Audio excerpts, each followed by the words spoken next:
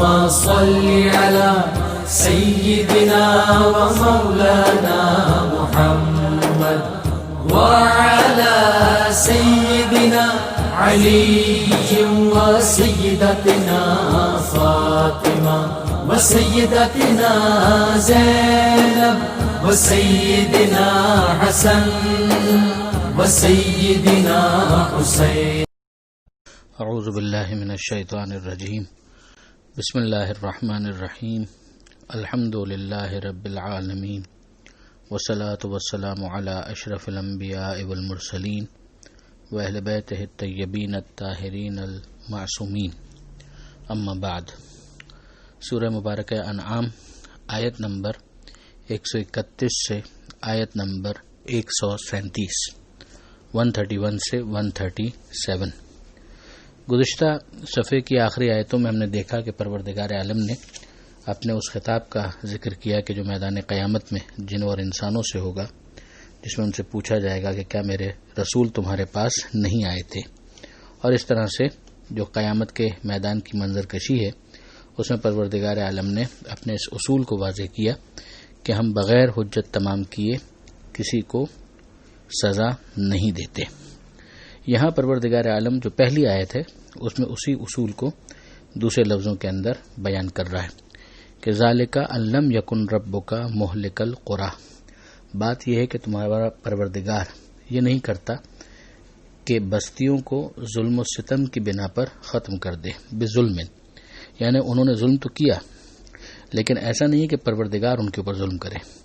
وَأَهْلُهَا غافلون، جبکہ ان کے جو اہل یعنی اس کے رہنے والے جو ہیں وہ بے خبر ہوں. تو پروردگار عالم کی طرف ایسے کسی ظلم کی نسبت نہیں دی جا سکتی. یہ وہی قاعدہ ہے کہ جس کو اصول فقہ کے اندر کہا جاتا ہے کہ تکلیف بلا بیان قبیح ہے، اور جس کی بنیاد پر اصل براءت کی بنیاد بھی ہے. اور یہ کہا جاتا ہے کہ اگر کسی چیز کو خدا نے بیان نہیں کیا تو پھر وہ چیز جائز مانی جائے گی. جیسے کہ پروردگار عالم کا طریقہ کار یہی ہے کہ اگر وہ جب تک بیان نہیں کر دے گا تب تک سزا بھی نہیں دے گا. تو پہلے بھی یہی ہوا کہ بیان پہلے ہوا، لوگوں نے عمل نہیں کیا، پھر اس کے بعد وہ جب حجت تمام ہو گئی تو پھر اب ان کو سزا دینا بالکل جسٹیفائڈ ہے. آگے ارشاد ہوتا ہے وَلِكُلٍّ دَرَجَاتٌ مِّمَّا عَمِلُوا، کہ ان میں سے ہر ایک کے لیے درجات ہیں اس بنیاد پر جو انہوں نے عمل انجام دیا. اب ظاہر ہے کہ جتنے اچھے ہیں تو اچھے بھی سب ایک درجے میں نہیں ہیں، اور جتنے برے ہیں وہ برے بھی سب ایک درجے میں نہیں ہیں. جو اچھے ہیں اس کے اندر بھی کیٹیگریز بنیں گی، کلاسز بنیں گی کہ کون کتنا اچھا عمل کرنے والا تھا، اور جو برے ہیں ان میں بھی مختلف کیٹیگریز اور کلاسز بنیں گی. وما ربک بغافل عما یعملون، اور تمہارا رب یقیناً غافل نہیں ہے اس سے کہ جو یہ لوگ اعمال انجام دیتے ہیں. وربک الغنی، اور تمہارا پروردگار بے نیاز ہے، یعنی اس کا تمہیں خلق کرنا اور اس دنیا میں برقرار رکھنا اس کی اسے کوئی حاجت نہیں ہے، وہ بے نیاز ہے. تو پھر اس نے ایسا کیوں کیا؟ ذو الرحمہ، یہ صرف اس کی رحمت کی بنا پر ہے. ان یشاء یذہبکم، اگر وہ چاہے تو تمہیں لے جائے. ویستخلف من بعدکم ما یشاء، اور تمہاری بعد تمہاری جگہ جسے چاہے دے دے. کما انشأکم من ذریۃ قوم آخرین، جیسے کہ تم لوگوں کو اس نے پیدا کیا کچھ اور لوگوں کی نسل سے. یعنی تم ہو، تم سے پہلے جو افراد تھے وہ آج نہیں ہیں، اور ان سے پہلے جو افراد تھے وہ ان کی موجودگی میں نہیں تھے. تو یہ آنا اور جانا جو ہے وہ لگا رہے گا، لوگ آتے ہیں چلے جاتے ہیں. تو پروردگار عالم کے لیے کوئی مشکل نہیں ہے کہ پوری قوم کو ختم کر دے اور اس کی جگہ دوسری قوم کو لے آئے. انما توعدون لآت، یقیناً جو وعدہ اور وعید تم سے ہوتا ہے وہ ضرور آنے والا ہے. یعنی جو تم سے ثواب کا وعدہ کیا ہے وہ بھی پورا ہوگا، جو تم سے عذاب کا وعدہ کیا ہے وہ بھی پورا ہوگا. جو اچھے ہیں ان کو جنتیں مل جائیں گی، جو برے ہیں ان کو اکارڈنگلی عذاب کا سامنا کرنا پڑے گا. یہ سارے وعدے وعید بالکل ہو کر رہیں گے. وما انتم بموجزین، اور تم عاجز نہیں بنا سکتے، یعنی تم قدرت کی راہ میں حائل نہیں ہو سکتے. قل، اے حبیب کہہ دیجئے، یا قوم، اے میری قوم والوں، اعملوا علی مکانتکم، تم اپنی حد پر اپنے کام کیے جاؤ. انی عاملون، میں اپنا کام کرتا ہوں. فسوف تعلمون، تو عنقریب تم لوگ جان لوگے، من تکون لہ عاقبۃ الدار، کہ کس کے لیے انجام کی بہتری ہے. انہ لا یفلح الظالمون، یقیناً ظالم کامیاب نہیں ہوں گے۔ اے میری قوم تم عمل کیے جاؤ، یعنی کیا مطلب ہے کہ جو میں نے تم کو سمجھا دیا وہ تو سمجھا دیا، اگر تم سمجھ کر اپنے اعمال کی اصلاح کر لو، ایمان لے آؤ تو بہت ہی اچھی بات ہے، ورنہ پھر تم اپنے برے کاموں کو کنٹینیو کرو، مگر بہرحال اس کا نتیجہ جو ہے پھر بعد میں بہت برا ہوگا، تمہیں اس کی پرائز پے کرنا پڑے گی۔ اگلی جو آیت ہے اس میں ایک اور بدعت کا ذکر ہے کہ جو وہ دین کے نام پر کیا کرتے تھے، ان کا خدا کے ساتھ شریک بنانا یہ خود ان کے عقائد کی بہت بڑی خرابی تھی۔ پھر اس خرابی عقائد کے ساتھ بہت ساری بدعتیں تھیں کہ جن کو وہ دین کے نام پر کیا کرتے تھے۔ ان میں سے ایک یہ تھا کہ جو کچھ ان کے پاس مویشی وغیرہ ہوا کرتے تھے یا ایون کھیتیوں وغیرہ میں سے بھی، تو وہ کچھ حصہ اللہ کے لیے نکال دیتے تھے کہ بھئی وہ تو بڑا خدا ہے، اور کچھ حصہ جو انہوں نے مزعومہ شرکا بنائے ہوئے تھے خدا کے بتوں کے حوالے سے، ان کے لیے کچھ حصہ وہ نکال کر رکھ دیتے تھے، اور پھر اس کے بعد اس میں آپس میں خلط ملط بھی کرتے تھے کہ جو بتوں کا حصہ ہے وہ تبدیل نہیں ہو سکتا، مگر جو خدا کا حصہ ہے یعنی بڑے خدا کا ان کے عقیدے کے مطابق وہ پھر ادھر آ سکتا ہے، اور اس کے بعد بڑی سادہ لوحی کے ساتھ یہ کہتے تھے کہ جو بڑا خدا ہے وہ تو بے نیاز ہے، لہٰذا اس سے اگر یہاں پر آ جائے تو کوئی مسئلہ نہیں ہے۔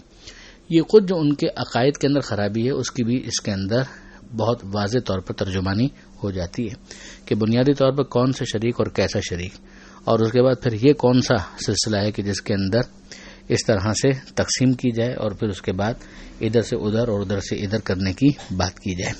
تو ارشاد ہوتا ہے وَجَعَلُوا لِلَّهِ، اور انہوں نے ان چیزوں سے مما زرعہ کہ جو خود اس نے پیدا کی ہیں، من الحرث والانعام، اور وہ چیزیں کیا ہیں؟ کھیت ہیں، چوپائے ہیں، نصیباً اس کا ایک حصہ اللہ کا رکھا ہوا ہے۔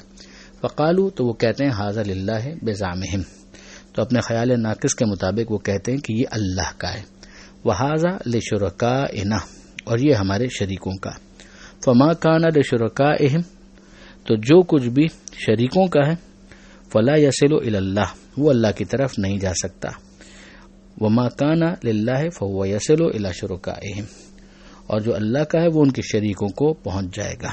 ساء ما یحکمون، کیا برا ہے وہ حکم جو وہ لگاتے ہیں۔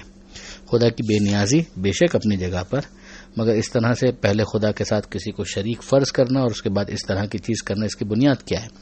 دین تو وہ ہوتا ہے کہ جو خدا بیان کرتا ہے، خدا کی طرف سے خدا کا رسول بیان کرتا ہے، اس کی کتاب میں کسی چیز کو بیان کیا گیا ہو۔ یہ اپنے طور پر کسی چیز کو دین سمجھ لینا جس کی بنیاد عقائد کے خرافات کی طرف پلٹتی ہو، اس کی کوئی بنیاد نہیں ہے۔ وَكَذَلِكَ، اور اسی طرح زینا، مزین کر دیا گیا، یعنی بہت اچھا بنا کر پیش کر دیا گیا، سجا کر پیش کر دیا گیا، لکثیر من المشرکین، مشرکین میں سے کثیر تعداد کے لیے، یعنی جس طرح سے یہ جو بدعتیں ابھی جن کا ذکر ہوا وہ ان کے لیے مزین تھی کہ وہ اپنے طور پر گویا دین کے کسی فریضے کو انجام دے رہے تھے، اسی طریقے سے ان کے لیے مزین کر کے پیش کر دیا قتل اولادہم، ان کی اولاد کے قتل کو، شرکاؤہم، ان کے شرکاء نے، یعنی جو وہ شرک کے عقیدے کو لے کر بیٹھے ہوئے تھے اس نے ان کے لیے ان چیزوں کو مزین کر کے پیش کر دیا۔ اب یہ اولاد کا قتل ہو سکتا ہے کہ وہ اولاد کو بھینٹ چڑھاتے ہوں بتوں کے سامنے، یعنی ان کا خون بہاتے ہوں اور سمجھتے ہوں کہ اس سے ان کے بت راضی ہو جاتے ہیں، یا وہی جو دختر کشی یعنی بیٹیوں کو قتل کرنے کی جو رسم تھی ان کے پاس اس کی طرف اشارہ ہو، یا دونوں ممکن ہے کہ یہاں پر مراد ہوں۔ لیردوہم، تاکہ وہ تباہ کر دیں۔ اب ظاہر ہے کہ جہاں اولاد ہی اس طریقے سے بلا کسی مقصد کے قتل کی جا رہی ہے تو تباہی میں کیا شبہ ہے۔ وَلِيَلْبِسُوا عَلَيْهِمْ دِينَهُمْ، اور اس کا نتیجہ یہ نکلا کہ ان کا دین بھی ان کے لیے مشتبہ ہو کر رہ گیا، اتنی زیادہ خرافات اور بدعتیں اس کے اندر شامل ہو گئیں۔ وَلَوْ شَاءَ اللَّهُ مَا فَعَلُوهُ، اور اگر اللہ چاہتا تو یہ ہرگز اس کام کو نہیں کر سکتے تھے۔ فَذَرْهُمْ وَمَا يَفْتَرُونَ، تو آپ ان کو چھوڑ دیجئے اور جو وہ جھوٹ باندھا کرتے ہیں اس کو بھی چھوڑ دیجئے، یعنی یہ لوگ لاسٹ کیسز ہیں، یہ سننے سمجھنے والے نہیں ہیں۔